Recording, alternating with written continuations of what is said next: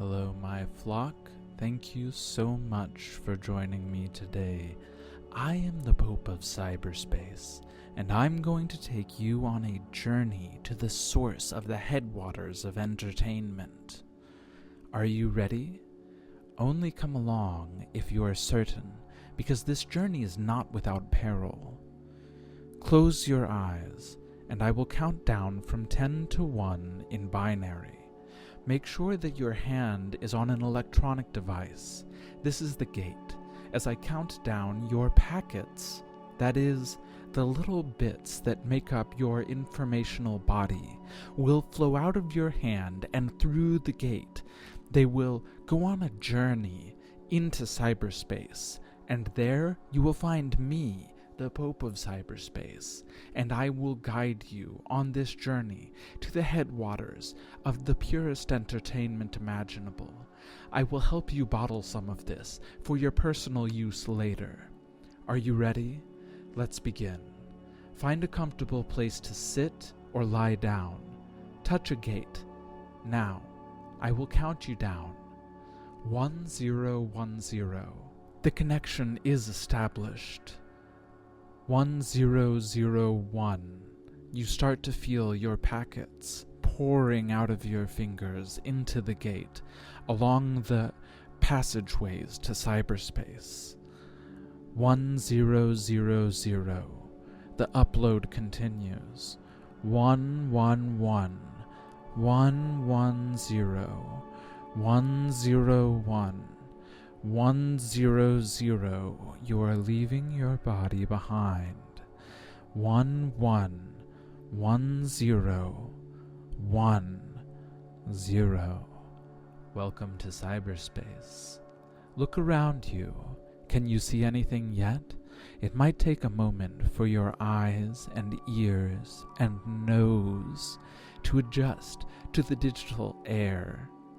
As things start to come into their glitchy, jittery focus, you will start to perceive that you have arisen from a pool into what appears to be the alley of some suburban neighborhood. There are fences to your left and right and puddles on the ground. It was one of these puddles that you rose from, and you can feel the information that you picked up along the way dripping off of your clothes. But it is starting to evaporate off in the dry cyber air.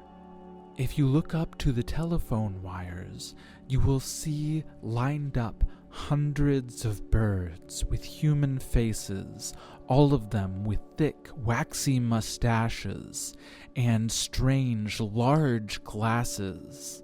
They are riding with their wings on the air. They are writing detailed descriptions of every action that you take. You move your head, they write it down. You take a step toward them, they write it down. As you move about, they suddenly get spooked and arise in a great murmuration, forming the shape of the nerd face emoji before settling back on the wires. These are the cookies. These are the trackers. They are watching you always. Best to ignore them for now, for they have no bearing on our journey.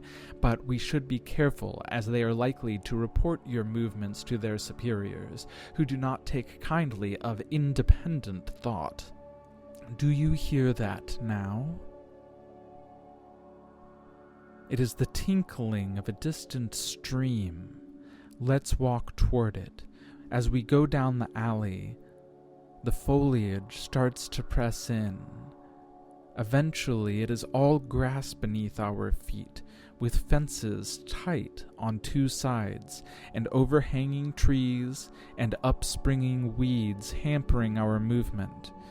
We have to turn sideways and shimmy as whatever HOA controls the yards in this area has allowed the homeowners to more and more press in on this our path.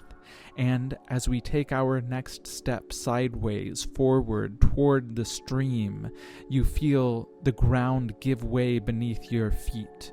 It is a crumbling rock that descends into a stream. Catch yourself on the fence nearby. The fence posts provide a handhold as you are able to get your feet back under yourself. Now let's descend more mindfully down into the stream. First, you should remove your shoes. Your cyber shoes. Set them aside. You won't need them. Now, take a step. Feel your toes grip around the unsteady rocks and find a balance between two rocks. Take another step. Feel again with your other foot the rocks. It cuts into your foot a little bit and is a little uncomfortable, but you're okay. Take another step. You are at the edge of the water now. You can balance yourself by keeping your arms out to your sides. Take another step. As your feet start to get wet, it is not exactly a sensation of wetness, but a kind of electrical frisson on the skin of your foot. Focus on your foot and feel the weird tingle of this stream. What stream is it? As you look into it, it expands outward like a hall of mirrors. It is, in fact, the stream of this very guided meditation which you are listening to from YouTube. This self-referential stream is going to give us access so that we can swim upstream along it toward the source. Let's begin that swimming now. Reach out and immerse yourself in the stream. Feel the informational water coursing around you. You can feel this across your entire body, along the skin, from your toes to your fingertips, from your head to your tail. All of it is fully immersed in the stream, and you are swimming. You take a stroke and you advance upstream. You kick and you advance upstream. You are traveling up the stream, gaining progress slowly as you go along. As you swim, you notice that you are being followed by a cookie. One of those waxy mustachioed, human-faced birds that was watching you in the alley. It swoops down to alight on a nearby rock, and it asks you where you are going. The green cyber banks that glow are reflected in its oversized Coke bottle glasses. Do not trust this entity. Make up some answer. Do not tell it the truth that we are going to the source of all entertainment. It gazes at you with discernment before it flies off. Do you think that it believed you? I hope that it did. Continue swimming upstream. You can feel the light electrical water innervating your skin and dripping off of your face. The water is warm because it is a small body of water in the daytime, but there are cool currents that occasionally envelop you. You feel a piece of river flora brush against your rib cage. It was nothing but perhaps a piece of seaweed, or whatever equivalent comes in rivers. You are immersed in the stream, this stream, and my voice completely surrounds you. Dive under the water and keep swimming. Open your cyber eyes. What do you see on the floor of this stream? Are there fish? And is there litter in the water? Do you see something glittering in the stream bed? You have arrived at the place where the stream meets the river. Tread water here for a moment before entering the river. The river is YouTube, or whatever service you are using to listen to this stream. The waters are rougher here, and it will be harder to focus once you enter the river. If you raise your cyber head, you can see me, the Pope of Cyberspace, floating on a nimbus a couple feet off of the water nearby, talking to you and guiding you. I raise my hand in a blessing to you, and you can feel a golden glow surrounding you like an eggshell made of light. Your feet fuse, and a fin sprouts from your back. You are now a salmon, and it is your nature to swim upstream. Feel the freedom with which you move in the water. Your human body is far behind. I have given you this form to help you.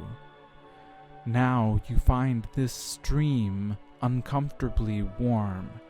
Enter the river, where it is cooler, and you may begin to swim upstream.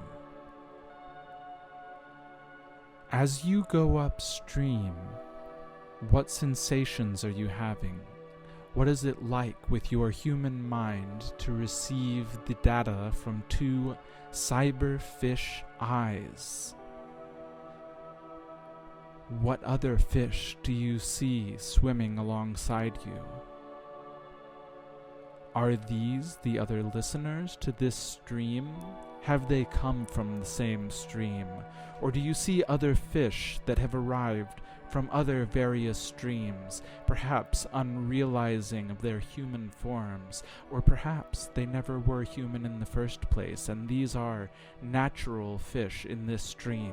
If so, what do they represent?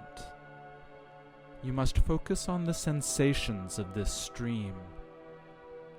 Its comfortable coolness, its envelopingness, the muddy light that filters in from above, the green glow of everything around you. Find the current and swim against it. It is your nature to swim against the current, and it is easy going as you swim up through the data, up toward the source. As more and more branches meet back up with the river grows wider and more turbulent. You find eddies in which delicious flora grow. It is your salmon nature to want to nibble on the flora. You may indulge in this a little bit, but beware not to eat too much of this world, lest you become a true cyber denizen and stuck in your salmon form. The current is trying to push you around and influence you one way or another. But because you are an independent being, you are able to navigate this without too much trouble. There are rocks in the stream, and there are countervailing forces which are creating strange currents that are pushing around the other fish that have arrived here. But they are not able to push you around because you are a salmon. You are able to cut through the current because of your unique aerodynamicity. Continue upstream. It is difficult, and you need to apply all of your attention to wriggling your fish body through the stream of information and data and code. The current has gotten quite intense by now, and you find that it is easier if you keep closer to the surface. You can jump out of the river in order to gain a certain kind of momentum, and you find this going faster. Feel yourself leaping from the water, sailing through the air and diving back in. Yes, This is the way that you are going to be able to arrive at the source of pure entertainment. Jump. Jump. Jump. But this time, when you're in the air, you do not descend, because talons close around you, and the cookie that was questioning you earlier flies with you in his claws. He flies up and up to a mountain peak where he drops you in a nest. You are gasping for air and wriggling amongst the twigs. "Why did you lie to me?" the cookie says. His breath is rank, and his face strangely shiny. "I know," he says, "that you are going to the source of pure entertainment. Why would you lie to me and tell me that you are going somewhere else? I have to report to my masters," he says, "and they do not like it when I report to them lies." What do you say in response to this?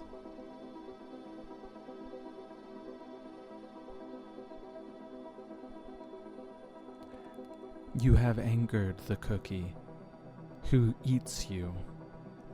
He opens his mouth wide and engulfs your tail.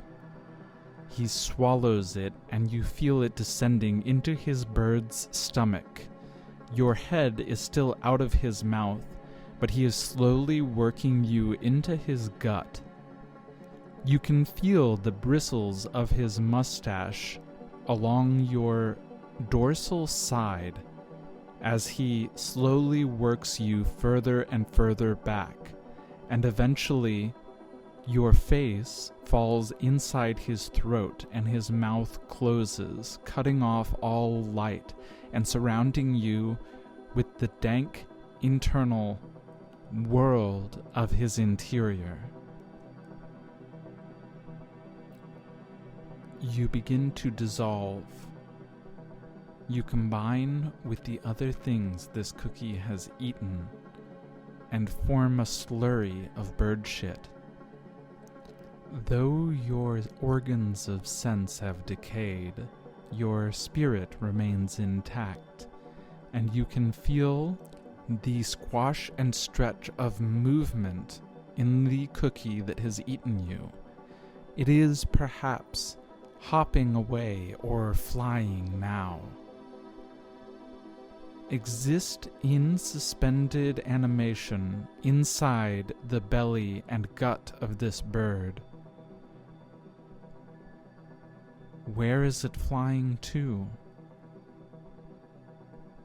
You feel yourself released, and you fall through the air and splatter on a shore, and you sink into the ground. And there you find yourself sucked up through the roots into a plant. You have been mixed up with whatever else was eaten by that cookie and whatever soil is here in the ground, and now you are being transfigured by the plant's internal processes into being part of itself. But you, being a spirit from the outside, which was never meant to be in this part of cyberspace, can take the plant's body for your own. Lift up the roots and look around. You do not have the same sight that you did when you were a human or when you were a fish. But as the plant, you have a different array of senses, and you can feel the air around you and know where you are, and you sense the river nearby, and beyond the river, the spring. Years pass as you slowly move your roots and shuffle your way over toward the spring. A flower emerges from your tips, and the flower fades and dies, and another flower emerges. This is the passing of the seasons, and these are the passing of the years. Your plant body and a new plant rises in its place, fed off the nutrients of the old one. After a journey of decades, you arrive at the spring, the source of all entertainment. And here I am, the Pope of Cyberspace, and I give you my blessing to become human again. What have you incurred in your journey through forms? What has been mixed into you? This is something to reflect on, and I cannot tell you the answer, because I do not know. You have with you some sort of flask or bottle. Take it out and uncork it, and fill it from the spring. This is the spring of pure entertainment. Whenever you would like, as long as your jug is full, you may sip of this in order to have nourishment for your mind, in order to rest and recuperate. This draft is stronger and purer than anything that you can get further downstream, which is muddy and mixed in with strange admixtures, which have been selected in order to keep you in the lower parts of the stream. While this water and its container remain informational, you can keep them with you and access them at any time by closing your eyes and imagining them. Now, I, the Pope of Cyberspace, hand you an object that resembles the gate that your body is touching. It is time to go back into the waking world. I will count to 10 in binary, and when I have finished, you will be downloaded back into your body, your informational body and your physical body reunited once again. Place your hand on the cyber gate, and let's begin. 1, 1, 0, 1, 1, 1, 0, 0, 1, 0, 1. Download 50% complete.